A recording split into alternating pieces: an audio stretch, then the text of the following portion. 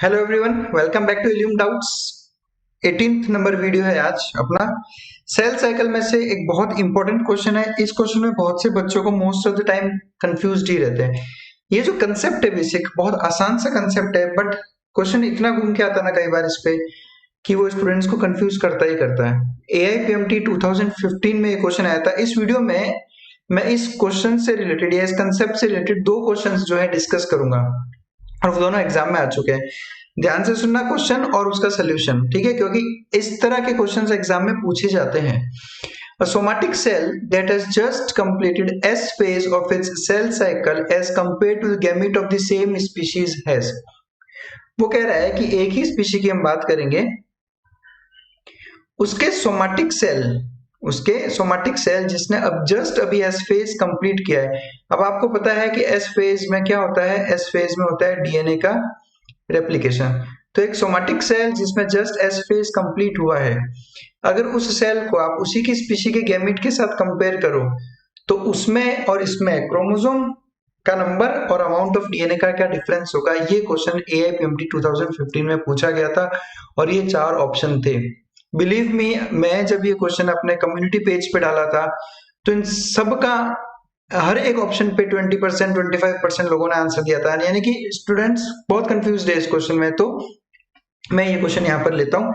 देखो, मैं सबसे पहले आपको इससे रिलेटेड कंसेप्ट समझाता हूँ। जब आपको कंसेप्ट समझ में आ जाएगा तब आप अपने आप ये चीज में आसानी से कर पाओगे। मैं ह्यूमन बींग की ही बात कर लेता हूँ। ह्यूमन बींग एक नॉर्मल सेल, कितने क्रोमोसोम्स होते हैं? 46, ठीक है, 46 क्रोमोसोम। इसमें जब माइटोसिस होता है, ध्यान से सुनना, जब माइटोसिस होता है किसी ह्यूमन सेल में, तो जो दो क्रोमोसोम्स बनते हैं, जो दो सेल्स बनते हैं, उन दोनों सेल्स में क्रोमोसोम्स कितने होते हैं? 46, बिकॉज माइटोसिस में कभी भी जो है नंबर ऑफ क्रोमोसोम्स कम नहीं होते। यही अगर मियोसिस होगा इस सेल के अंदर, तो मियोसिस से जो सेल्स बनेंगे, टोटल 4 सेल्स बनेंगे और उन सब में क्रोमोसोम्स होंगे 23। तो ऐसे 4 सेल्स बनेंगे, बट क्रोमोसोम्स कितने? 23, क्योंकि मियोसिस में क्रोमोसोम नंबर हाफ होता है। क्लियर? अब देखो यहाँ पर इसी सेल की मैं बात करता हूँ। शुरुआत करता हूं मैं इंटरफेज स्टेज की, ठीक है। इंटरफेज स्टेज, ये इंटरफेज में एंटर करता है। एंटर करते ही सबसे पहले आता है जीवन फेज, ठीक है। जीवन फेज के बाद में आएगा एस फेज, और इस एस फेज में हमें पता है कि डीएनए का रेप्लिकेशन होता है। ध्यान से सुनना जो मैं आपको यहाँ पे समझा रहा हूं। मैं यहाँ पर केवल एक ही क्रोमोसोम का स्ट्रक्चर बना के बताऊंगा। देखो, जीवन स्टेज में अगर हम बात करें कि हमारा क्रोमाटिन किस तरह से रहता है, तो आप इसको ऐसा समझो कि आपका जो क्रोमोसोम होता है, उस क्रोमोसोम में केवल एक क्रोमाटिन प्रेजेंट होता है। ये एक सिंगल क्रोमाटिड प्रेजेंट है अपने एक क्रोमोसोम के अंदर, यानी a chromosome will contain only a single chromatid. ये एक क्रोमाटिड प्रेजेंट है क्रोमोसोम में, ठीक है। अब आएगा एस फेज, और जब एस फेज आएगा तो एस फेज में होता है डीएनए का रेप्लिकेशन। यहाँ पर डीएनए का रेप्लिकेशन मतलब समझना कि जब डीएनए का रेप्लिकेशन होगा तो उसमें क्या होता है बेसिकली, कि जैसे जीवन फेज में एक क्रोमाटिड प्रेजेंट था, तो एस फेज में इसी क्रोमाटिड का डीएनए रेप्लिकेशन होगा, यानी इस क्रोमाटिड के जैसा एक और क्रोमाटिड बन जाएगा, और अब आपके क्रोमोसोम में 2 क्रोमोटिड्स हो गए। कितने क्रोमाटिड्स हो गए? 2 क्रोमाटिड्स हो गए। एस फेज से पहले एक क्रोमोसोम में एक क्रोमाटिड प्रेजेंट था, और एस फेज के बाद में एक क्रोमोसोम में 2 क्रोमाटिड्स प्रेजेंट है, और ये दोनों क्रोमाटिड्स एक दूसरे की कॉपी हैं, इसलिए इन्हें आप कहते हो sister chromatids. These are called as sister chromatids. वापस बता रहा हूं, एस फेज से पहले एक क्रोमोसोम में कितने क्रोमाटिड्स हैं? एक। एस फेज के बाद में ये क्रोमाटिड रेप्लिकेट होकर एक और क्रोमाटिड बनेगा, और ये दोनों क्रोमाटिड सेंट्रोमियर पे अटैच्ड होंगे, और अब जाकर क्रोमोसोम का कंप्लीट स्ट्रक्चर बनेगा, यानी अब क्रोमोसोम में 2 क्रोमाटिड्स प्रेजेंट है जो कि सिस्टर क्रोमाटिड्स कहलाते हैं। ध्यान से सुनना। अभी देखो यहाँ पर समझो, जीवन फेज में the amount of DNA which was present was let's say x ग्राम। कितना था? x ग्राम। एस फेज में डीएनए का रेप्लिकेशन हुआ, यानी कि जो डीएनए है उसका रेप्लिकेशन हुआ, तो जितना अमाउंट पहले था उसका डबल अमाउंट बनेगा, यानी x ग्राम था तो एस फेज में बन गया 2x ग्राम। कितना बन गया? 2x ग्राम। लेकिन ध्यान से सुनना, यहां पर एस फेज से पहले एक क्रोमोसोम में कितने क्रोमाटिड था? एक। एस फेज के बाद एक क्रोमोसोम में कितने क्रोमाटिड्स आ गए? 2। नंबर ऑफ क्रोमाटिड्स बढ़े, लेकिन क्या नंबर ऑफ क्रोमोसोम्स बढ़े? नंबर ऑफ क्रोमोसोम्स नहीं बढ़े। एस फेज से पहले अगर समझो 46 क्रोमोसोम थे, एस फेज के बाद में भी 46 क्रोमोसोम्स हैं, लेकिन फर्क क्या है कि पहले एस फेज से पहले उन 46 के 46 क्रोमोसोम में एक क्रोमाटिड प्रेजेंट था, और एस फेज के बाद में उन 46 क्रोमोसोम में दो क्रोमाटिड्स प्रेजेंट है। Getting my point? तो क्रोमोसोम्स का नंबर चेंज नहीं होता। याद रखो आप, एस फेज जब भी आएगा तो एस फेज में डीएनए का अमाउंट डबल होता है। डीएनए का अमाउंट क्या हो जाएगा? डबल। लेकिन number of chromosomes remain same.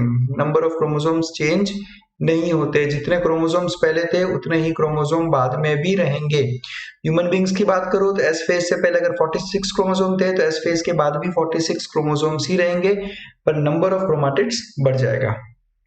तो ये तो था अब तक का कंसेप्ट। अब मैं चलता हूं क्वेश्चन पे। क्वेश्चन है, सोमैटिक सेल है जिसने भी एस फेज ऑफ कंप्लीट किया, ठीक है। अब आपको उसको कंपेयर करना है उस स्पीशी के गैमेट के साथ में। मैं ह्यूमन बींग की ही बात कर लेता हूं, तो ह्यूमन बींग के गैमेट की बात करता हूं मैं। जब आप ह्यूमन बींग के गैमेट की बात करोगे तो गैमेट मतलब कितने क्रोमोसोम्स? 23 क्रोमोसोम्स। गैमेट मतलब कितने क्रोमोसोम्स हो गए? 23 क्रोमोसोम्स। अब यहां पर देखना, तो कंपेयर करता हूं एक सोमैटिक सेल के साथ में। ह्यूमन बींग के सोमैटिक सेल की बात करता हूं मैं, यानी नॉर्मल सेल की बात करता हूं। नॉर्मल सेल यानी नंबर ऑफ क्रोमोसोम्स कितने?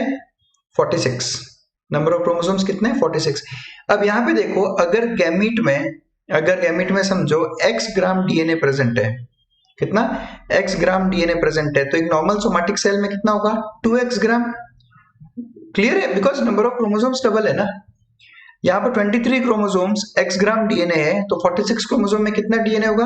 ऑब्वियसली 2x ग्राम, क्योंकि नंबर ऑफ क्रोमोसोम्स डबल है। अब ये कह रहा है कि ये सोमैटिक सेल एस फेज में चला गया, यानी अभी एस फेज कंप्लीट करने वाला है। तो वी ऑल नो कि एस फेज के बाद में number of chromosomes remain same. तो यानी एस फेज से पहले नंबर ऑफ क्रोमोसोम्स थे 46, तो एस फेज के बाद में भी नंबर ऑफ क्रोमोसोम्स रहेंगे 46, लेकिन डीएनए का अमाउंट डबल हो जाएगा। डीएनए का अमाउंट डबल हो जाएगा। समझो सोमैटिक सेल में पहले 2x ग्राम डीएनए था, तो एस फेज के बाद में 4x ग्राम डीएनए होगा। कितना होगा? 4x ग्राम डीएनए होगा। तो अब आप यहां से कंपेयर कर सकते हो। देखो यहां पर कंपैरिजन अगर हम देखें तो आप यहां ध्यान से देखो, गैमीट में क्रोमोसोम्स कितने हैं? 23। एस फेज के बाद सोमैटिक सेल में क्रोमोसोम्स कितने हैं? 46, यानी नंबर ऑफ क्रोमोसोम्स तो होगा डबल। नंबर ऑफ क्रोमोसोम्स होगा डबल।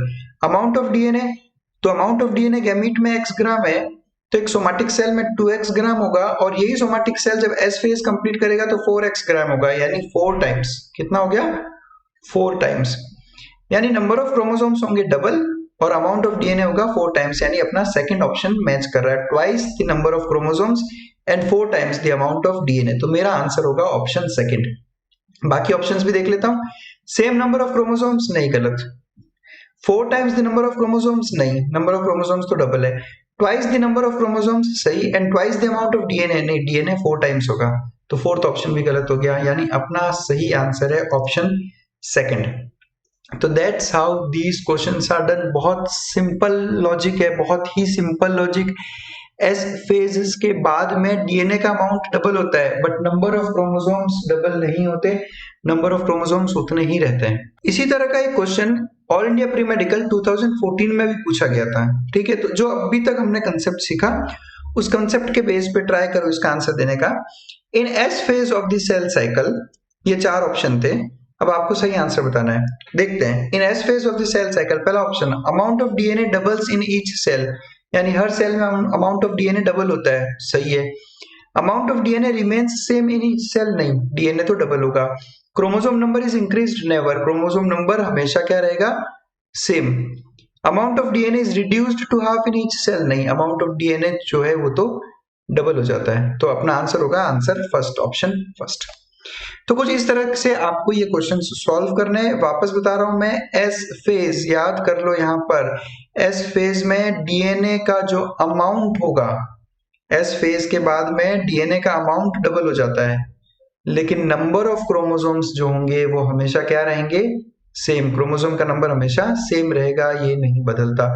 बस आपको इतनी सी चीज ध्यान में रखनी है। बस that's it. Thank you very much for watching us. इस तरह के और डाउट्स है आपके पास जो आपको बार बार कंफ्यूज करते हैं, तो आप बिल्कुल हमें हमारे व्हाट्सएप ग्रुप पर वो भेज सकते हैं, हम आपको इसका सोल्यूशन बनाकर देंगे। Thanks a lot for watching us.